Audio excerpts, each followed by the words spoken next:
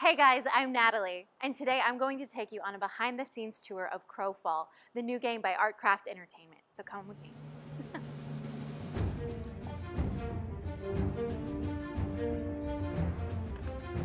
Hey!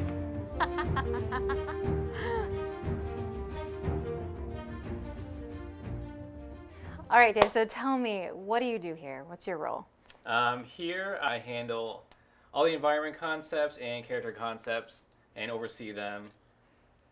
And basically what I do all day is start with a character bio that I get from Todd and start writing these paintings. All right, so who is this chick?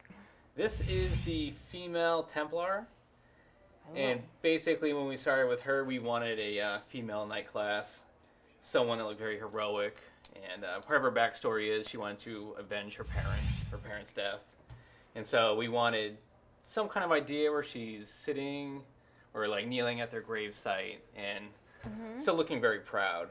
So usually I would start with kind of something pretty broad sketch, something like this. Can you show me kind of the progression of how you build a character? Yeah, definitely. So I kind of have this all broken up, and we can kind of see as the painting progresses. Let's see here.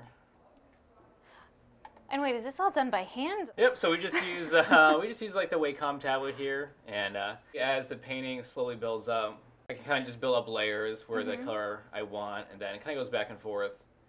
And then as the piece progressed, I kind of took out, there was like a zombie in the background before, but it seemed to be not very fitting for a character in this piece. So as it goes, kind of block out the foreground, background, everything. Oh wow. Where do you come up with the idea of how they look in your head? That's a good question. Basically, just a lot of fellow artists in the industry, from what other studios are doing or favorite characters in other games, movies, a lot of comic book art. Definitely a big comic nut, and I take a lot of that into all the pieces I do. Color and light is super important to all the work that I do. So I try to make sure that is a focus of almost every piece. Okay, so you come up with the idea of what she looks like, what she's wearing, and you guys collaborate and talk about what her powers are, correct? Yes, definitely. So it's definitely like an ongoing process, and we talk through it as the piece continues.